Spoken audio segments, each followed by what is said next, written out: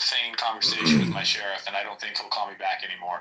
And then I spoke to the Solicitor General and the District Attorney from my county, and yeah, to the credit of the District Attorney, or at least one of the lawyers working in the office, who was willing to answer questions for the office, he and I got along famously, but... well, then let's get right to it. It's the pussy comitatus problem. All right.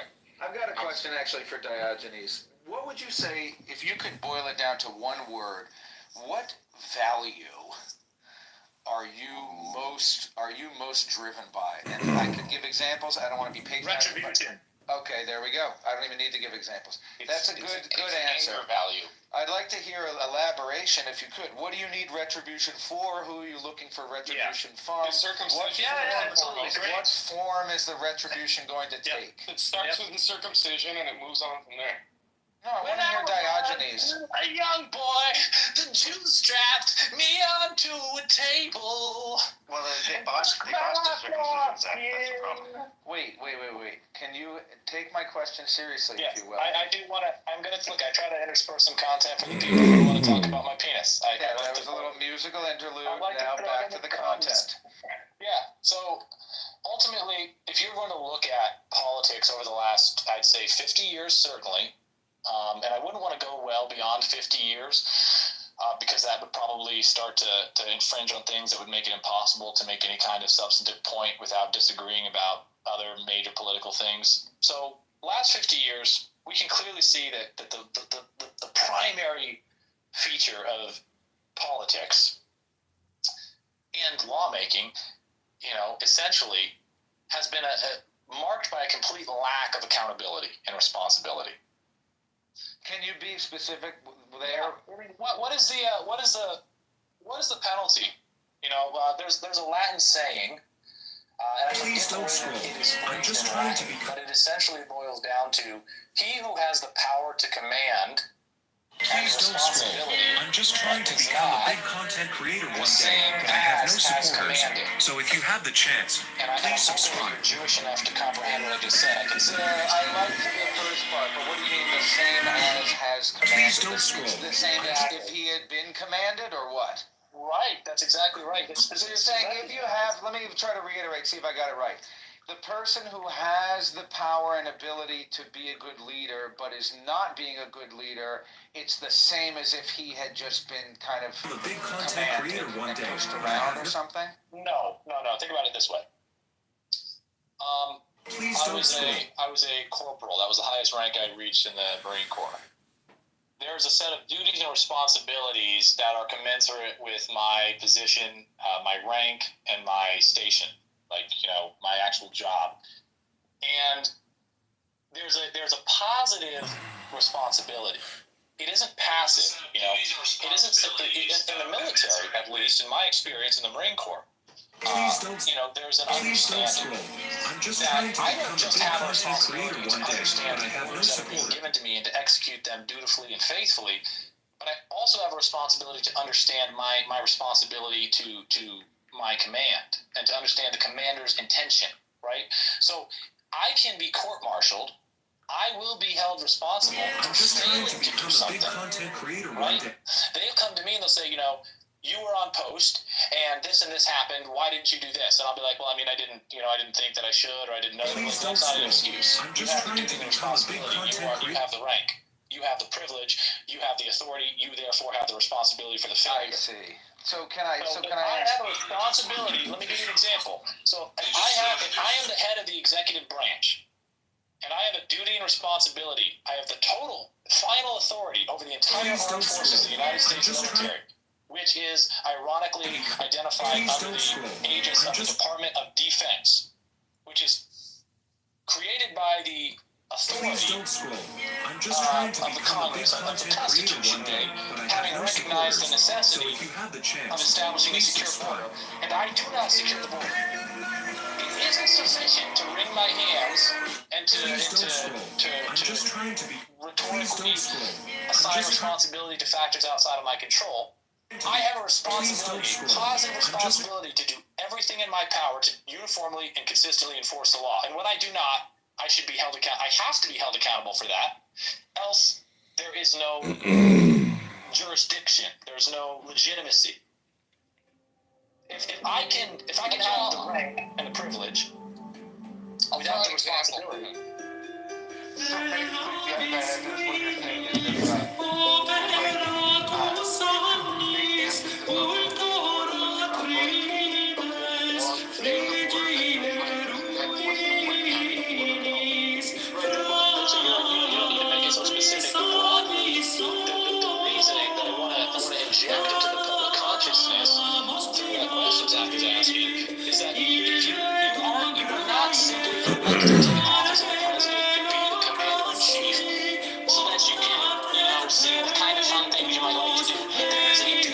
Responsibility as the commander of the armed forces to secure under Article 4, Section 4 of the Constitution, and no one has been held responsible for that.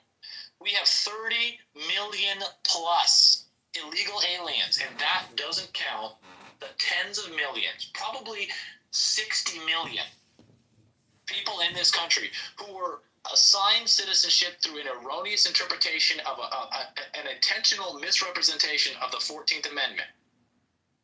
And no one has been held accountable for that. No one under this administration will be held accountable for that. There will be hand-wringing, and there will be promises, just as there were under who do you think should be held accountable, and how should they be held accountable?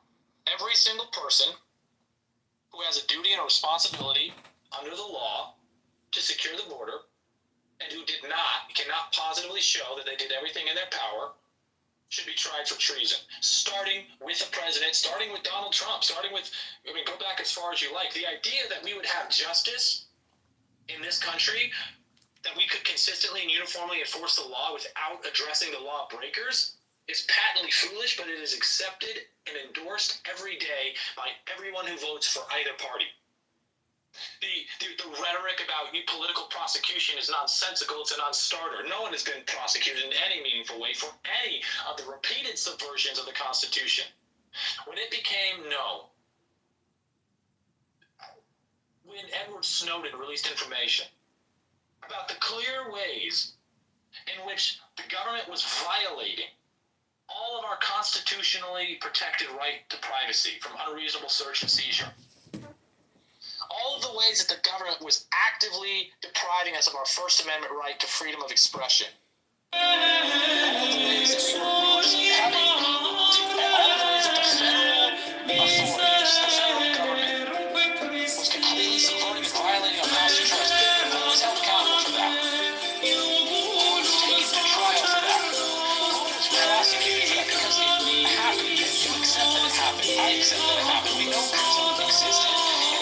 We know the NSA, in conjunction with all of the other external agencies, actively wants to collect information in violation of our constitutional right to be protected from such collections. And who was prosecuted?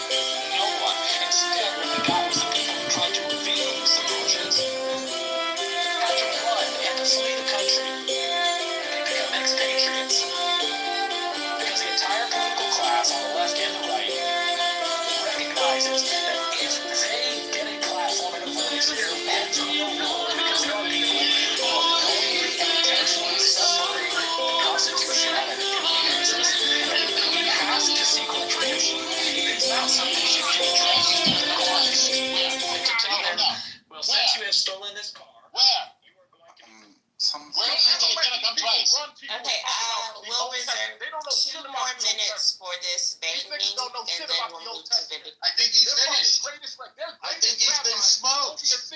Runs from us. Their greatest rabbi. Get out your buns. Time for a barbecue. You've been $5,000 up right now. Call the medic. Go get Dr. Michael Brown. Call the medic. Man down. Call the medic. That nigga's pussy just like you. Call the medic. This man is down. Story over. I thank you. Just like you, Normal. I thank you. Mouth, nigga. Well done, fella. Well done, fella. Okay, so are there Chapter and verse, fella. They've got a minute left, and then we're moving to Vindicated. Chapter and verse.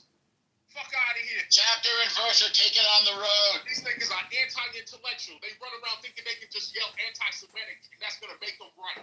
Chapter and verse. You don't know a goddamn thing. Chapter and verse. We are the ones who own the Old Testament. Oh, do you? Except you've never seen one. When are you going to buy one? Israel right now. When are you going to get yourself an Old Testament? If it wasn't for a group of Christ followers who fucking... We don't have an Old Testament. We just have the Torah. If it wasn't for the American Army, which is made up of Christ followers, you niggas would be dust. We got a book that you've never seen or touched. If it wasn't for Christ followers. We got a book you've never seen. And you put you are welcome to your God. This would be dust. You are welcome to worship your God. You can worship a Jew. Mazel tov, you worship a Jew. Mazel tov. Mazel tov to you and your God. There you got it. Don't ever let these little pussies run around trying to make it like they're chosen. Tell your God I said hi. If it wasn't for the Americans, you niggas would be dust in the Middle East. Time to read. Time for your gefilte fish. If it wasn't for Americans, we are primarily Christian over here. Why are you running away from the scripture? What happened to the scripture? I thought you were going to read chapter and verse, fuck out of here. Run around here. Look, what does it say? He's going to America and Israel. It is a dynamic between a rich billionaire and his fucking bimbo ass girlfriend. Israel is our bimbo ass girlfriend who thinks she doing something, who thinks she hot shit. Bitch, we pay for everything. You think you're in Chicago now? Now, what would you look at the time? We're moving on to other hot shit, which would be Vindicated, and then Shibeli.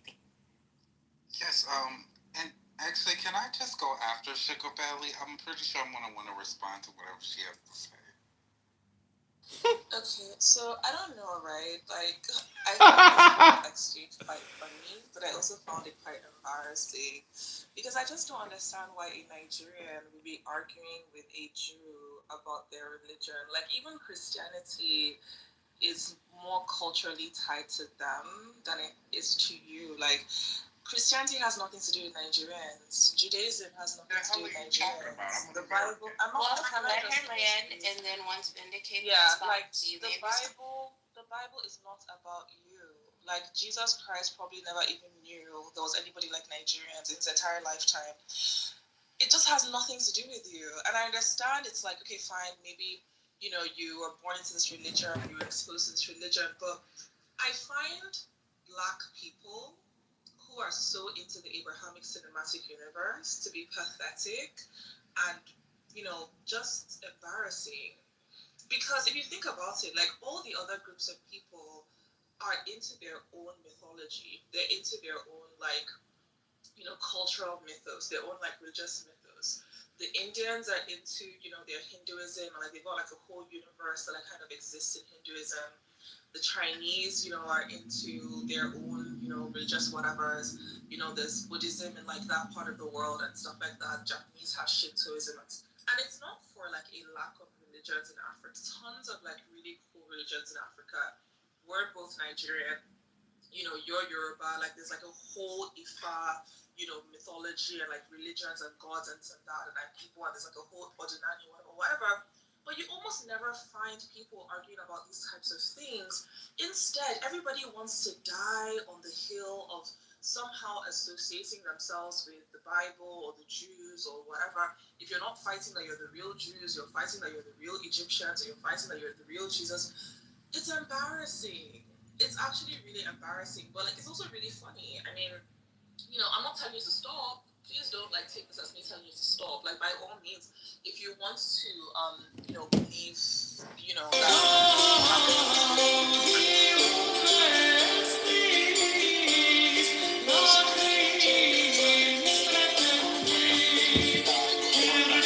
287G, right? The Immigration, Customs, and Enforcement capacity to delegate authority to train jailers and deputize them with federal authority to enforce immigration law under Title 8. Yeah, that's not old. It's not new, but it's not old. And yeah, it's a voluntary program that I talked about several times in my immigration rooms. And you know, many sheriffs are participating, and it's not as broad or powerful as you think it is. It's very, very weak. The requirements to fulfill that program or that they've committed some other crime that has caused the police to come into contact with them. And yeah, it's pretty weak. Like actually read 287G and you'll be Show me your papers. That's the only way. Show me your papers. Where are your papers? Silence, please. Show me your papers before you continue to speak with me. Silence, please. Show me your papers now, or I will put you under arrest immediately. I mean, I was thinking, why not essentially take over American Airlines and make it the chief deporter and use the Army, the Navy, the Marines, and the Air Force